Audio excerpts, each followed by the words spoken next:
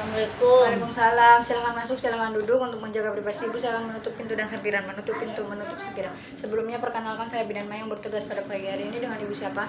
Ibu Apri, Ibu Apri usia berapa? 26 tahun. Ya Ibu, Ibu datang ke sini, ada yang Ibu keluhkan? Ya, ini di bagian vagina saya sekadang kemerah-merahan, terus kepalanya suka pusing. Oh iya Ibu, sejak kapan Ibu merasakan itu? Dari kemarin. Oh, bagi Ibu di sini saya akan memberikan pendidikan kesehatan tentang penyakit sifilis. Barangkali apa yang Ibu keluhkan itu ada berhubungannya dengan penyakit ini.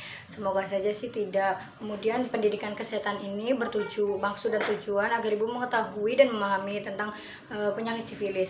Sebelumnya saya akan menanyakan terlebih dahulu, apakah Ibu pernah mendengar atau mengetahui tentang sifilis? Tidak pernah. Baik, kalau begitu saya akan mulainya ya Bu, dengan menggunakan lembar balik ini. Yang pertama itu pengertian sifilis. Pengertian sifilis itu merupakan penyakit menular seksual yang timbul karena adanya lesi primer dan erupsi sekunder di area kulit, selaput bibir dan organ lainnya. Kemudian ada penyebabnya. Penyebab sifilis ini ada bakteri Treponema pallidum. Kemudian selanjutnya itu ada klasifikasinya ya Bu. Klasifikasinya ada 4. Yang pertama itu sifilis primer 10 sampai 90 hari, ditandai dengan adanya ulkus atau lesi bernanah di tempat infeksi. Kemudian lesi tersebut itu tunggal dan terdapat cairan yang purulen yang disebabkan oleh bakteri Streptococcus dan sangat infeksius. Kemudian yang kedua itu ada sifilis sekunder. Sifilis sekunder ini 6 bulan setelah terinfeksi, yang gejalanya itu demam rendah, kemudian nyeri tenggorokan, kemudian sakit kepala, kemudian anoreksia atau tidak nafsu makan. Yang ketiga itu ada sifilis laten. Sifilis laten ini 4 tahun ya Bu, tidak memiliki manifestasi klinik, terjadi kelainan pada neurogenik dan vaskuler. Yang keempat ini yang terakhir sifilis tersier. Sifilis tersier ini dapat terjadi di mana saja dalam 1 atau 2 tahun setelah infeksi sampai 30 tahun atau lebih. Kemudian selanjutnya itu ada tanda gejala ya Bu. Tanda gejalanya itu yang pertama tidak enak badan atau malaise, kemudian kehilangan nafsu makan, kemudian demam, mual, mudah lelah dan berkeringat, kemudian sakit kepala, dan yang terakhir itu ruam kemerahan di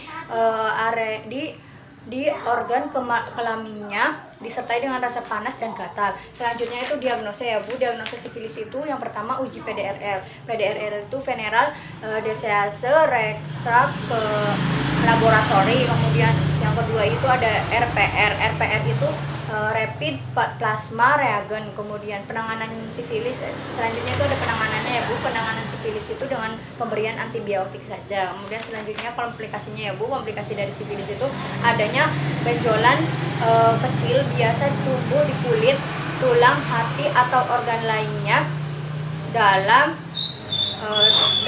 tahap akhir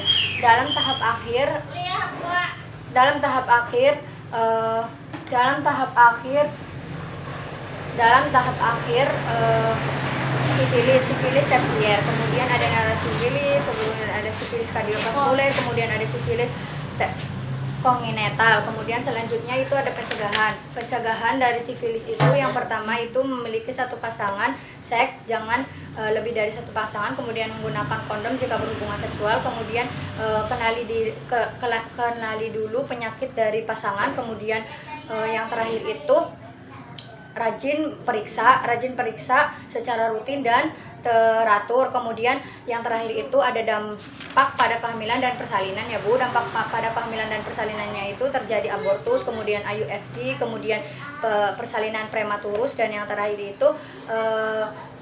itu sifilis kongenital. Bagaimana Ibu? Saya sudah menjelaskannya. Apakah Ibu sudah jelas?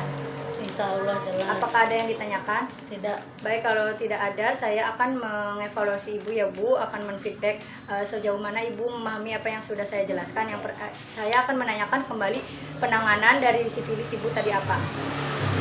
Pemberian antibiotik. Ya Ibu, alhamdulillah sepertinya Ibu sudah paham ya Bu. Sekian konseling dari saya.